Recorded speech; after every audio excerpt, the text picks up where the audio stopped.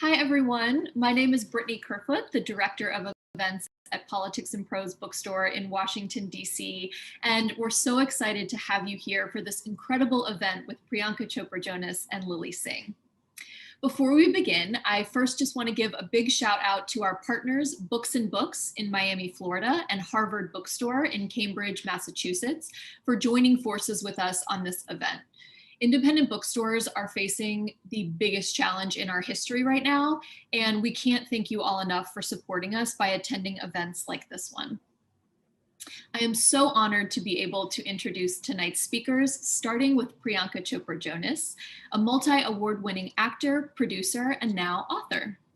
A former Miss World, she made her movie debut in 2002 and has appeared in more than 60 films produced in India and the United States. In 2015, she made history as the first Indian-born actor to lead an American network TV series when she starred in the ABC drama Quantico. Her inspiring memoir, Unfinished, charts her remarkable life rooted in two different worlds, from her childhood in India to where she is today. Moderating the conversation is Lilly Singh, a multifaceted entertainer, actor, producer, writer, and creator. She's the host of A Little Late with Lilly Singh, her NBC late night talk show, and an executive producer as part of her company, Unicorn Island Productions. So it is now my pleasure to welcome these two amazing women onto your screens. Hey! Yay! Yeah, we did it! We did the technology. And we did it together. I know, we did it together. I'm so happy to be here. Thank you for letting me do this. This is epic. Thank you for doing it, Lily. You know, it means so much to me that you're coming here to champion my book. It really does. Of course. You wrote a whole book. Look at this book I'm holding. You wrote this book. You have a memoir. Oh my goodness. This is incredible. And I know how much work this takes. I want to dive into all things book. I'm sure everyone watching wants to know everything about the process of writing this book. But I also want to just have a real conversation about your journey, your life, things in the book, things not in the book. And let's just get in. We're friends. Let's have a conversation, should we? Let's just do that. All right, That's cool. so much better. I know, it's so much better. So wait, you wrote an entire book. And I know sometimes it feels, you wrote a whole book. Like this, you wrote this. You're holding the physical thing right now. Why did you decide now, at this point in your career, 2021, after everything you've been through, why now a book? Well, I'm a little late to the party, actually. It was supposed to come out last year. But you know, I'm Indian, so I had to do it like an Indian and be late to my own party. It took me like 2 years to be able to figure out what my life story was, but quarantine really helped because, you know, I was at home, I didn't have a lot much to do. You could sort of think about life, but it's crazy. I didn't remember shit, sorry. I didn't remember anything about my life. I realized I've been running so hard this whole time that I just forgot a lot of things. And a memoir has a funny way of reminding you of a lot of things.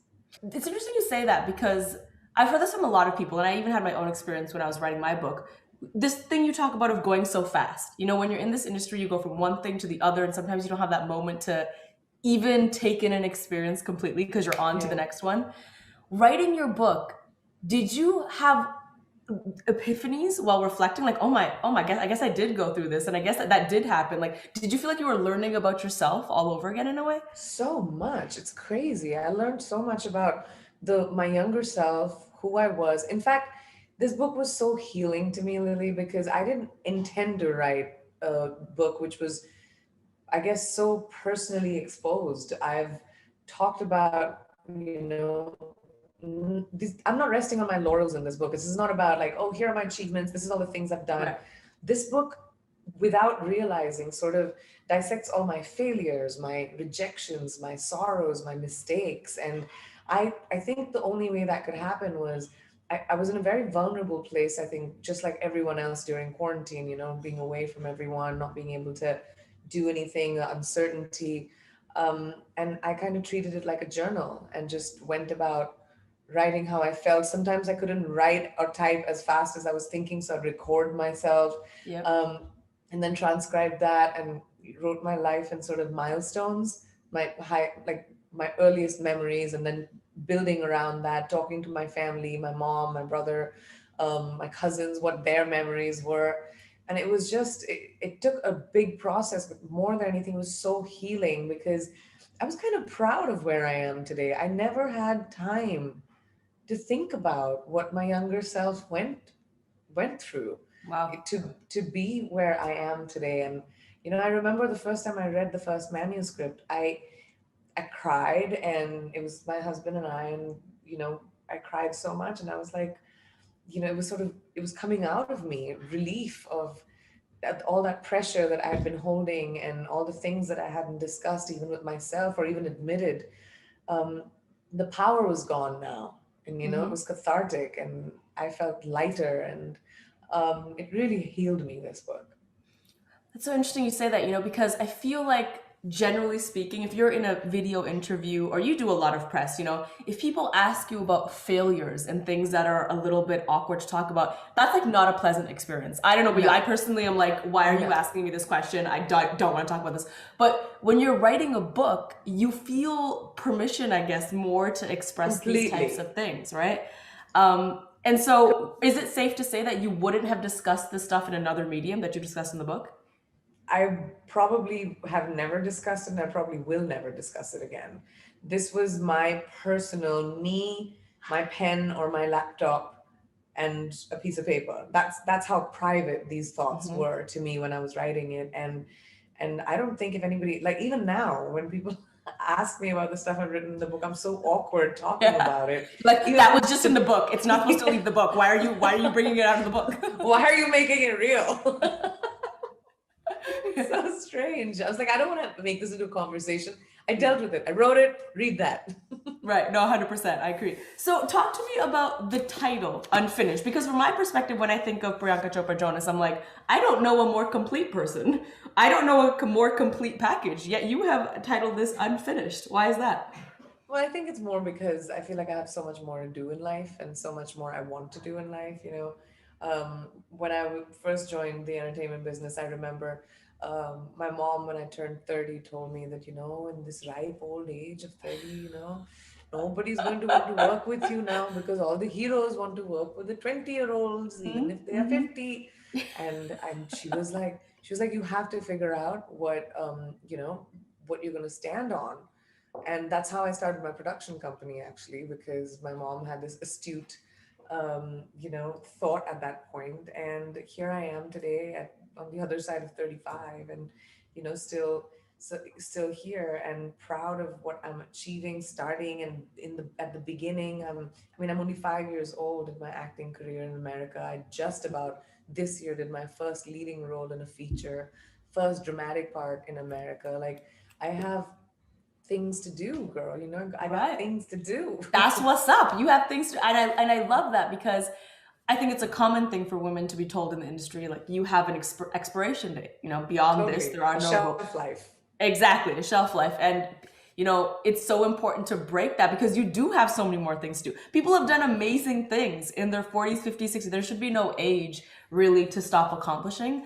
I think So it's I also amazing that it's obviously not just like me, but this generation of women are breaking so many archaic thoughts, and are breaking so many archaic rules. Like, Mhm. you are the first female and the first Indian to ever host late night TV show. I mean, that's history making. And you have to see the kind of women around us who are creating content for themselves, producing for themselves, because they're like, you know what, you're not going to make a show for me. I'm going to do it for myself. Exactly. So we're taking charge of our future, and Mhm. what an amazing time. That's what I always say, the silver lining of this time, because we can all agree this time is confusing, it's chaotic, a Totally. lot has happened. But one of the Yes. silver linings is that we are making ish happen. Like, we are taking the rules, we're breaking them. You're absolutely right. Women are breaking barriers, glass ceilings are being broken. So I just want to take a moment to even say, like, the silver lining is progress. Absolutely. And cheers to people like you and all the other women who have just been like, all right, I have an energy drink and you probably have water, but that's fine. I mean, it's really late at night right now. Okay. So. It's 11:47 a.m. here. I had the privilege of meeting some of your family, and you start your book with a love story. It's not your love story; it is the love story of your parents, which I thought was really, really interesting and endearing. It seems that their relationship has had a major impact on you and how you navigate your life. Can you talk to me a little bit about why you chose to start the book in that way? Well, it was, this fable that I heard since I was a kid, like how my parents got married in 10 days, and it was not an arranged marriage. They met each other at a party. Mm-hmm. And, the third day, my dad was like, "This is the woman I'm going to marry." I still tease them. I'm like, "Were you both, was this a rebound for both of you?" you know, but you know what? It was a great rebound. It kind of was. But it was a great rebound because it lasted for 30 something years, a marriage of equals. I've seen them build their careers together for each other, take a step back when the other one wants to go forward. When my mom wanted to start her practice, my dad took a step back. When he wanted to retire from the military, she set up their practice. So they kind of always held each other up, and there was always joy and laughter. My father was a very gregarious person, so their love story, to me, just seeing who they were as people in the present, made me so curious about, how it happened. And Right. I mean, Nick and I still took 2 months to get engaged. I mean, my Oh my parents God, got married an and eternity, an eternity. took so long. Here I am on dating apps. Like, listen, at 5 month mark, I'll talk to you on the phone. But until then, I'm just we're gonna be, you know what I mean? But no, That's a conversation we're gonna have soon. right. Okay, perfect.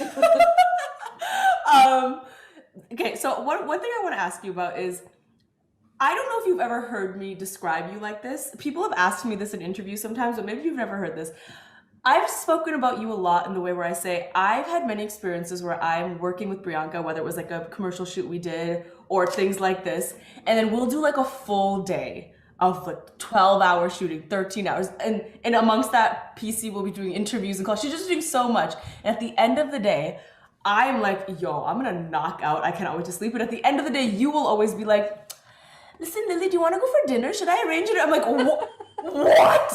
I just vividly remember, even after your wedding, when we had flown approximately 400 hours to get back. And I remember when I landed in the airport, you texted me being like, so I'm going to make a reservation. Do you want to? And I'm like, are you how did you have this much energy?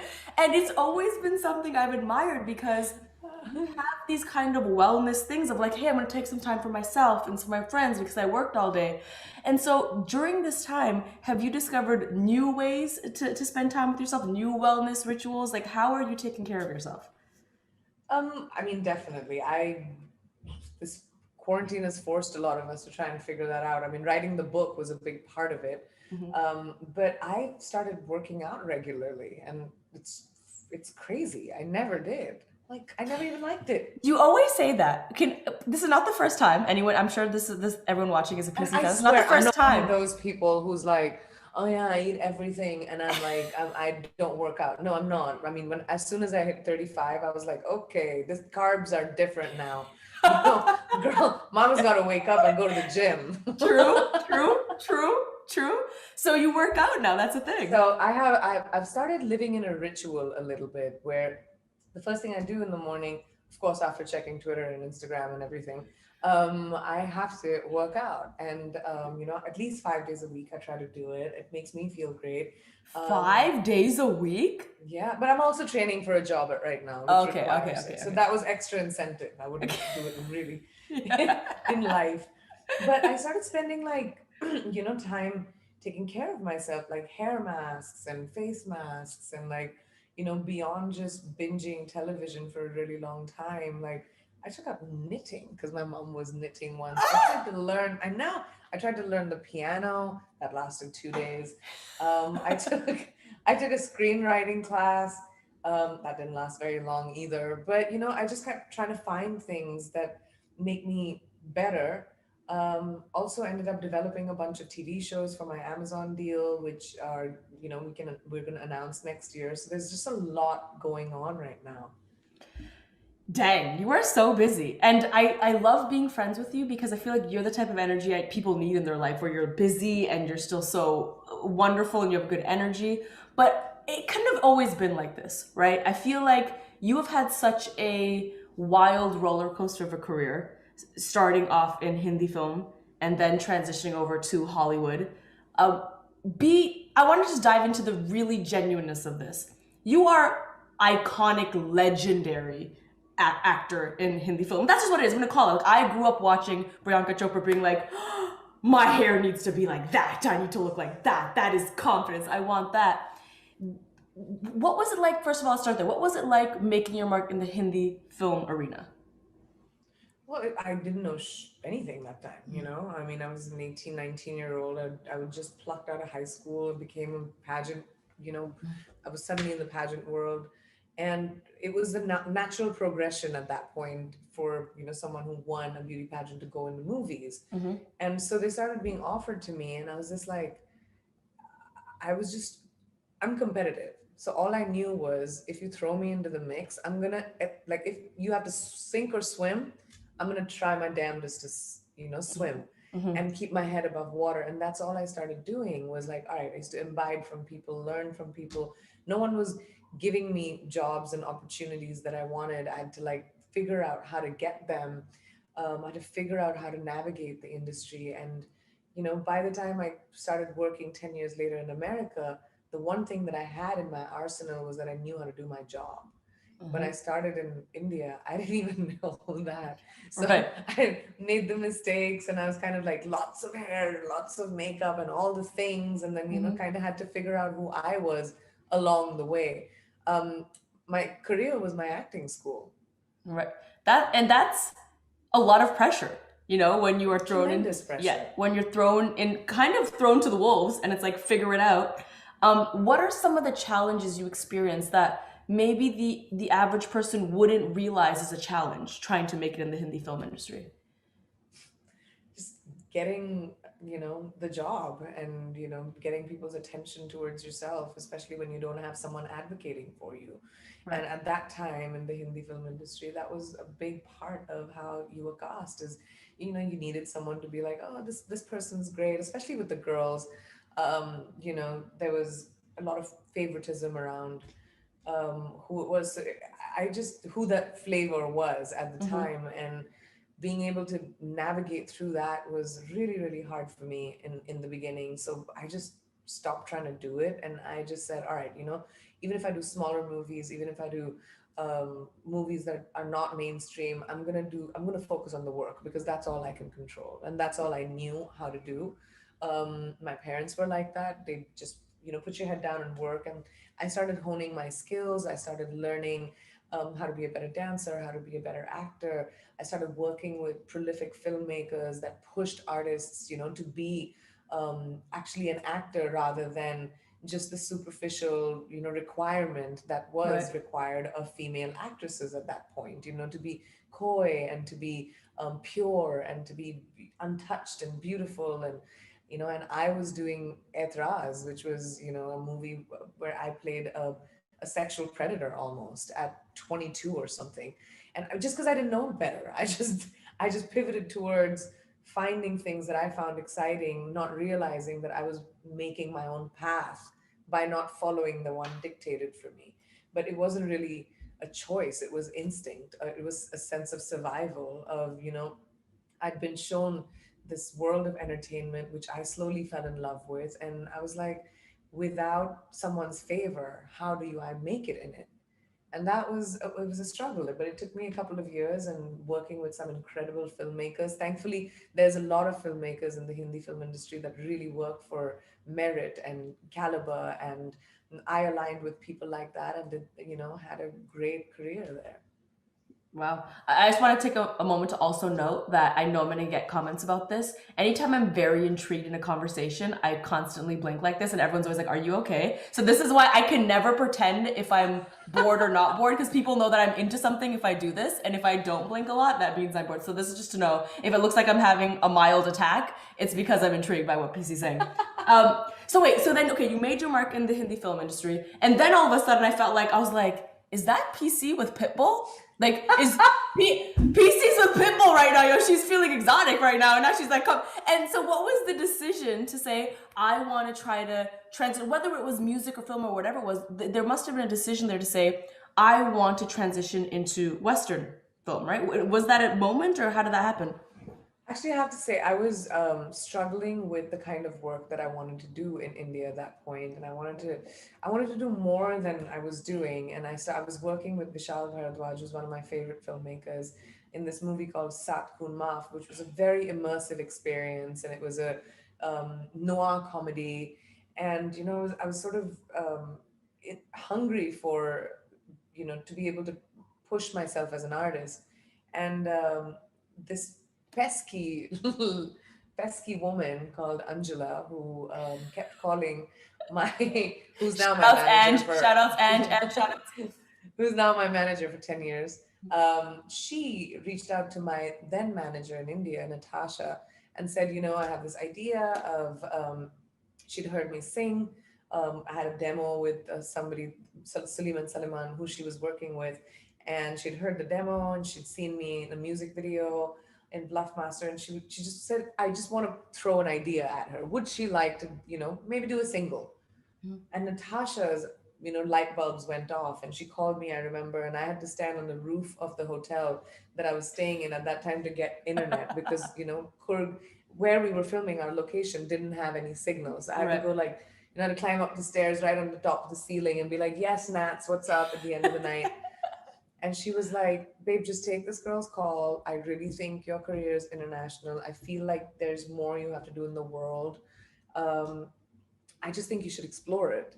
And I trust Natasha with my life. Like, she's been one of my greatest advisors, and we've been together almost 15, 16 years now, almost my entire career. And when she says something, I kind of take it seriously. So I picked up this pesky woman's call who had been calling Nats for 3 months at that point. Wow. And once I spoke to her, she named some really interesting names who were movers and shakers in music. I always loved music, but I'd never done it professionally. Mm-hmm. And if you know me, I like to jump into the deep end and then figure it out. This opportunity sort of dangled, and I was like, oh shit, should I do it? And, well, I did. Didn't do what I wanted to do in my music. Mm-hmm. I think I never ended up finding my sound, what I wanted to say, because I think I kind of let myself down when I was doing my music, which is why I've only done 4 songs, and the rest of my album is sitting on my laptop for almost 10 years. But then I pivoted to what I knew best, which was acting, and I sought representation here. And that's another chapter in the book. No, for sure. Do you think that you'll ever go back to music? I don't know. I never say never, but I might, but I'm kind of afraid of it right now. But That's actually, very I have to honest. say, yeah, failure scares you when you fail at something. I have very high expectations of myself. I set a really high bar for myself, but I'm also, you know, honest enough to recognize when I haven't been able to live up to my own expectations. And that's why another reason why this book is called Unfinished, because that's another example of it's okay to leave things unfinished. Yeah, for It's sure. okay to move on to something else where you feel comfortable and not be burdened by, something you're just trying to make happen. I love how honest and candid you are, because I feel like it's so refreshing to hear people in the public eye admit to being scared of things, or admit to being like, yeah, I didn't live up to the expectation I had. And I think that's why people take the humanity away from celebrities sometimes, is because they think these people are totally immune to those types of feelings, but they're very real. But it's also because nobody wants to know those questions. Nobody asks those questions. Well, There are very few people. here we are. We're gonna do it right now. Why do you think we're having this conversation? Yeah. So, another thing I wanted to ask you, because it's a hot topic right now, even though I hate describing it as a hot topic because it's a real issue that has been around for a while. The issue of representation